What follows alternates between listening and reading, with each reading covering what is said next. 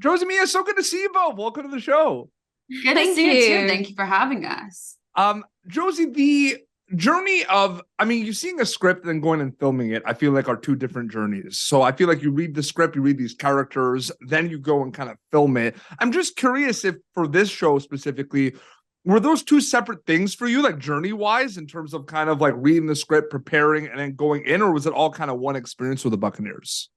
I'd never been to Scotland before, so reading like these big castles and jumping in, like the girls jump into this big lake underneath like the sunlight next to a castle. Like I had never been even near a castle. So like to get to even do that was amazing. And all of our locations were so beautiful. We only really shot a week or so on an actual stage, which I think is really rare nowadays.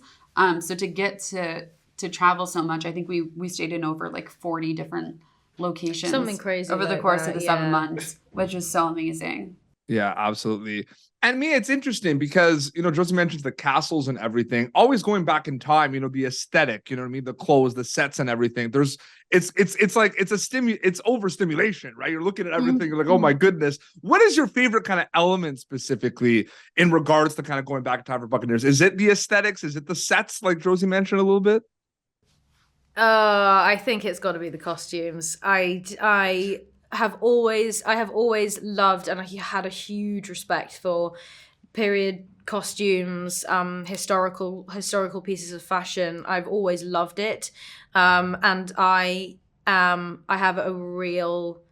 absolutely love corsets and that specifically that kind of time period of corsetry and of clothing, not so much costuming, but yeah, clothing in general. So I loved it, and it was incredibly helpful for me actually it sort of really helped. Once I'd put all of the clothes on and all of the laces were done up and everything, it felt like I'd stepped into the character properly. And it was really very, very, very helpful for me. So yeah, I absolutely loved it. Absolutely. And I do have to say, both of you do an incredible job in this show. And some of my favorite scenes are with your characters. So I wanted to ask you both specifically, start with you, Josie. What do you have a specific, I'm hoping you get different answers, but like, you have a favorite scene specifically with Mia that you got to do on this show specifically? There's a lot. Like, it's hard to pick. I was thinking about this before. There is a lot. I think our answers are probably going to be different. I think we're one episode. I think you would say episode 7, right? Is that what you're going to say? Actually, no, I wasn't going to say that. Oh, I was going to say episode 6. Oh, so was I. The music box. Oh, okay, hang on, no. Wait, no, I'm thinking episode 5. You're thinking of episode 7. Am I? No, bonfire. Oh, that was your favorite scene? Yeah, weirdly, because that was... Did you say bonfire? The bonfire scene. That's a really... Yeah, I think and I'll tell you the reason I like it so much, because while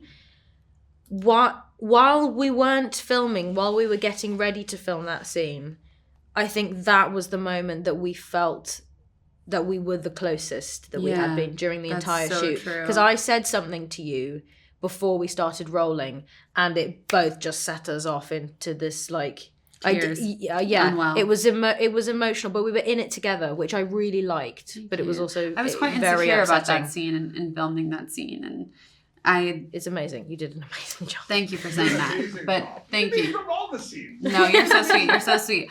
I think that having to, I'm less experienced in this sort of drama genre than maybe Mia is, and I think going into that was quite difficult because I wanted to be authentic, and you were very supportive and also very hard to yell at you because you were very emotional and crying and unwell, and then the director Richard specifically told me not to cry, which is the only time in the world you actually want to cry, when someone tells you not to. And so I didn't know that he told you not to. Yeah, that's why there's and then there was supposed to be this point it so many times. Where he was and then you turn around, and then he was and then you have to bust out crying. And then we got to a point where they're 90 seconds left. We got 90 seconds left to get this, which is what you do It's not want to hear when someone tells you to start crying. nothing. And Jaquetta, like our makeup artist, like, do you want a tear stick? And I remember just so dramatically, it was like, no. No, yeah, We're doing you this. did not want. Yeah. We're- Actually, I don't think either of us used a tear stick that No, day. I think we were We just didn't. really We upset. didn't the whole season. And No, we didn't. Oh yeah, we did. I love this banter. This is so good. and that's what happened with Mia was because Mia saw that I was in my head and she just looked at me and she said something and that just made me burst into tears. And I literally turned around and we got the shot. And then of course we watch it and the shot was cut. And the episode, no. Do you know what? The episodes are rolling on Apple TV Plus, The Buccaneers. Both of you are so great in this. I want to thank you both for your time. It was really great chatting with you. Thank you. Good to meet you. Thank you for tuning in to Popternative. Make sure to check out our past episodes of Popternative on YouTube. This has been an Autograph Communications production.